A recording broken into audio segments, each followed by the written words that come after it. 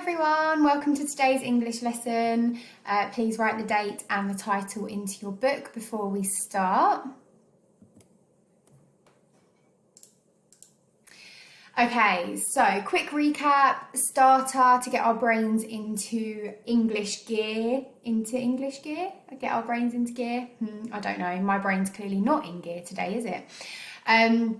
So I've got 3 subordinating conjunctions there: until, although, and if. Now, same as we did the other day for our starter, I would like you to think of your own sentence using each conjunction.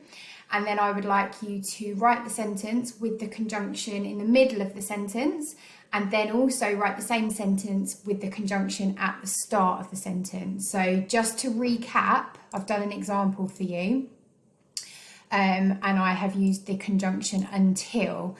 So I've got, I can't buy the new toy until I've saved up enough money. So here I've got this part.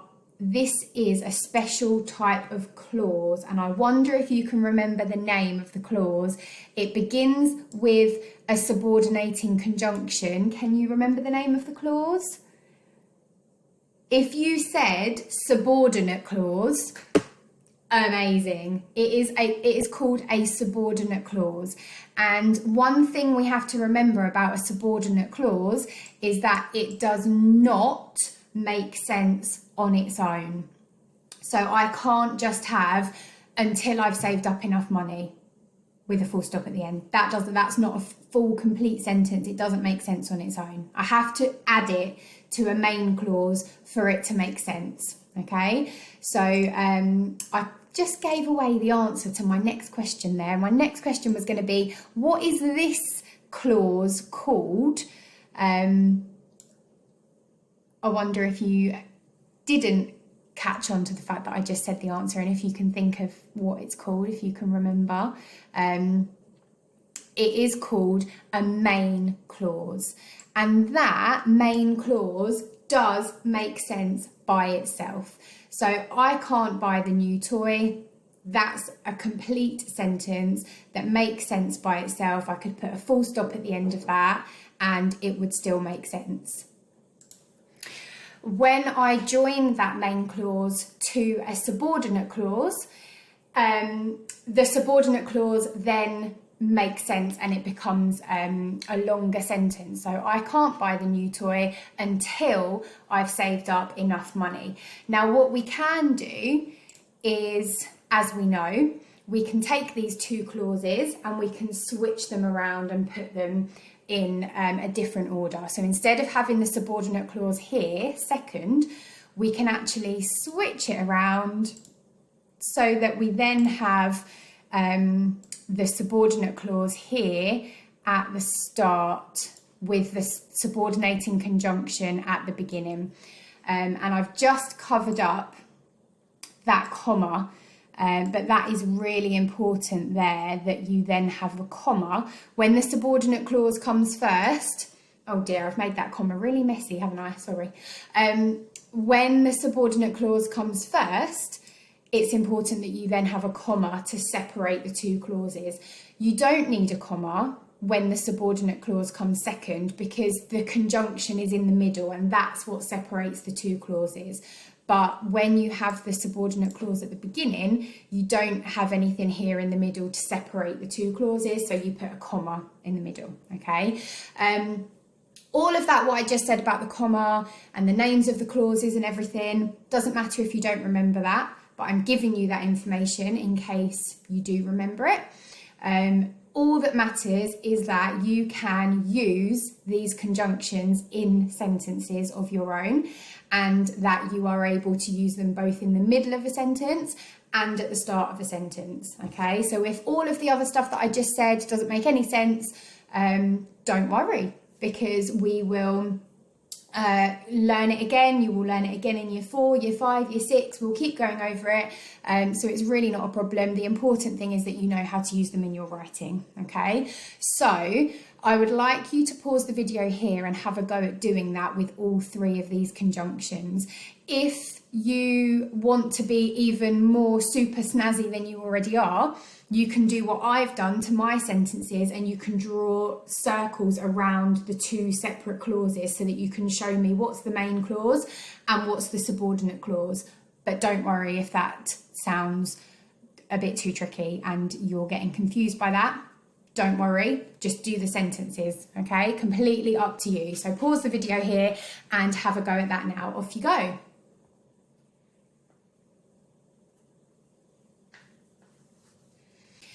Okay, so hopefully you've got your sentences. You should have 6 sentences, because although there were only 3 conjunctions, you were doing 2 sentences per conjunction. So, we can link that to maths, can't we? We've got 3 sentences, 3 conjunctions with 2 sentences for each.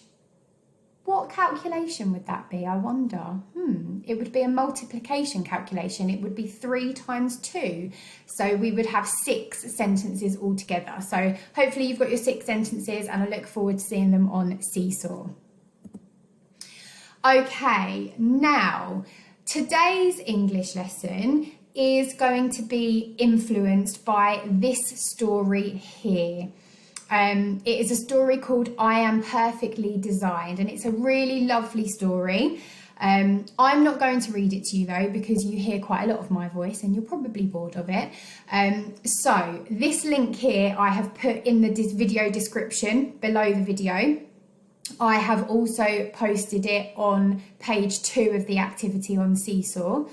So click on the YouTube link. It takes you to a video of the actual author himself, giving you a bit of information about the story and why he wrote the story, and then he reads the story to you. So come off of this video here now, pause this video here, go on to that clip and watch the author reading this really lovely story. Off you go.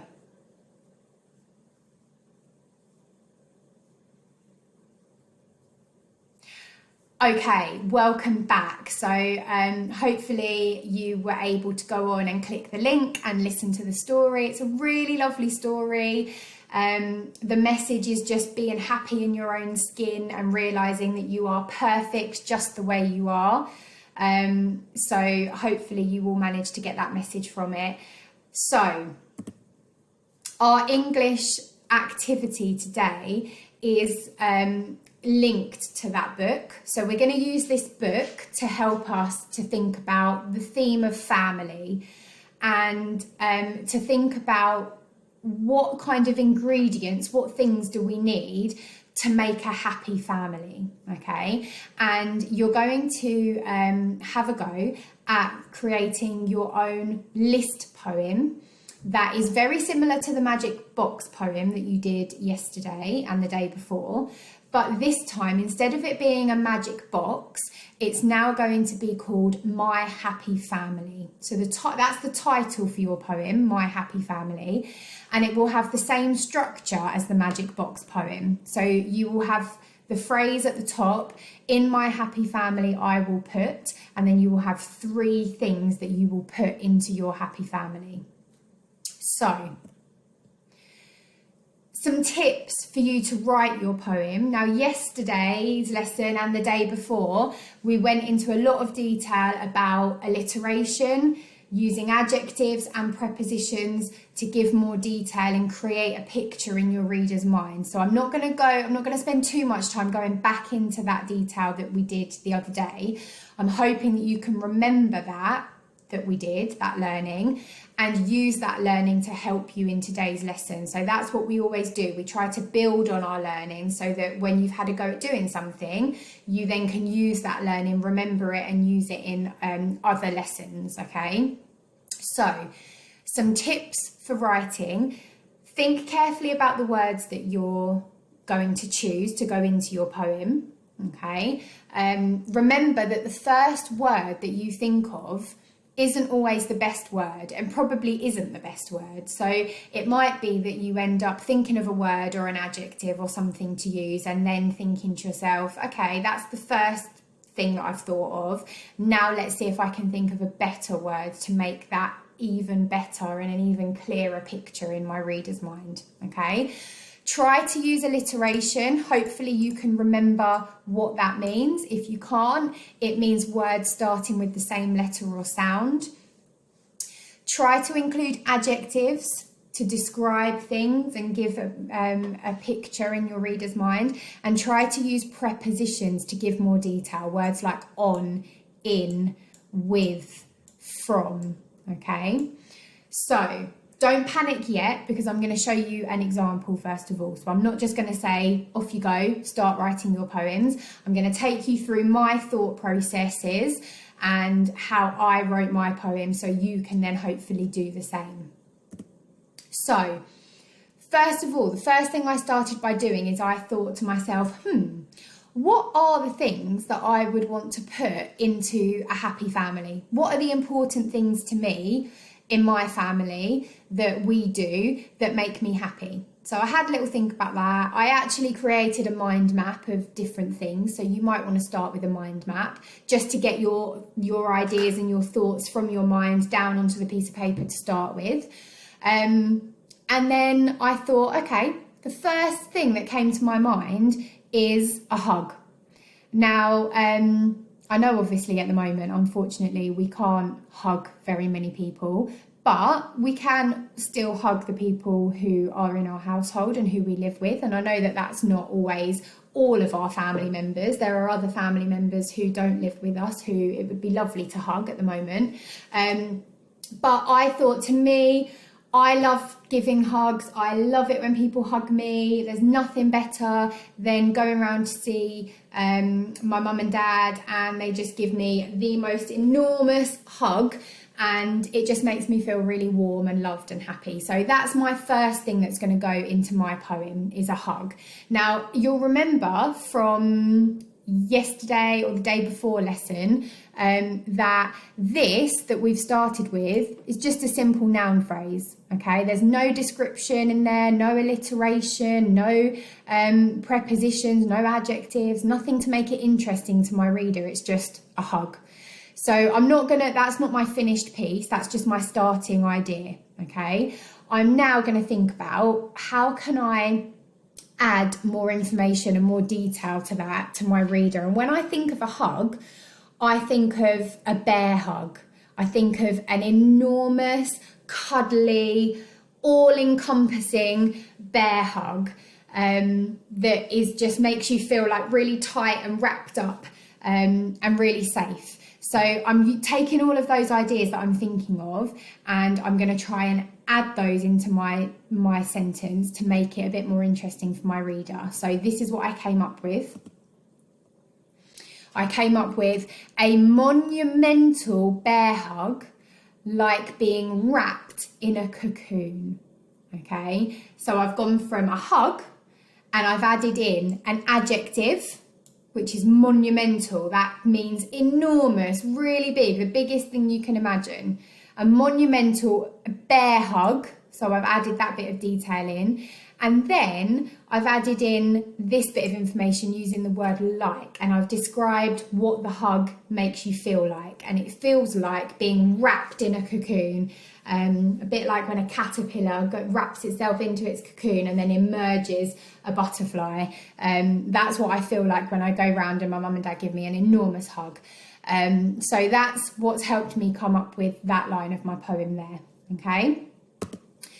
The second thing that I've come up with in my happy family is cookies. Now, I love food, and I love when you bake cookies and they've just come out of the oven and the whole house just smells delicious like cookies.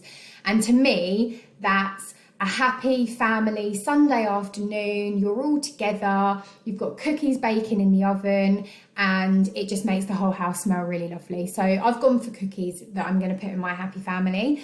And again, I'm starting with the simple idea of cookies. That's my very simple thing that I'm starting with, but I'm not finished there, because I'm going to think about, well, what else can I add to that to make it a bit more interesting for my reader? And I have gone for, instead of actual cookies, I've chosen the smell the smell of freshly baked cookies straight from the oven. I've used that preposition from to add more detail. Where have they come from? Well, they've come straight from the oven, okay? So, so far I've got my hug and my smell of freshly baked cookies. And finally, and I think the most important thing for me, is laughter. So I've chosen this because I think it's important that everyone has got people around them who make them laugh, people who they can make laugh, and just where there's happy feelings going on. So that's important to me in a happy family, is laughter. So again, that's not my final finished piece, that's just my starting idea, okay? And now I'm going to try in this sentence and use some alliteration, because I haven't used any alliteration yet. So I've used an adjective, monumental. I've used a preposition, from, straight from the oven, but I haven't used any alliteration yet. So the word laughter begins with the letter L. So I'm now going to think about words, adjectives, that also begin with the letter L, that might help me to add in some other words that begin with the letter L, to add in some alliteration there. And I've gone for loud laughter from larking around. Now, larking around is a phrase, you might not have heard it before, but it means the same thing as messing around and being a bit silly and a bit childish, okay? So if you say to somebody, oh, stop larking around, it means you're saying, oh, stop messing around, stop being silly. And I think that's important, to be able to mess around and be a bit silly and have a laugh. So that's the one that came to my mind. I was trying to think of, I don't want to say from messing around, because that doesn't begin with an L, and so it won't give me my alliteration. So I had to think really hard about a word that would fit in there to make sure that I can use that alliteration, okay? So just to compare, this was what I started with. In my happy family, I will put a hug, cookies, and laughter. When I've actually thought about it and used the alliteration, the prepositions, the adjectives, I've managed to turn that into, in my happy family, I will put a monumental bear hug, like being wrapped in a cocoon, the smell of freshly baked cookies straight from the oven, loud laughter from larking around, which is much, much, much better than this one over here in the green. So hopefully you can see the difference and you can hear what was going on in my mind as I was writing that, okay? Now it is your turn. I'm going to leave this up on the screen for you so that you can use any ideas if you want to, but I am really, really looking forward to seeing your list poems on Seesaw later on. So pause the video here and have a go. Off you go.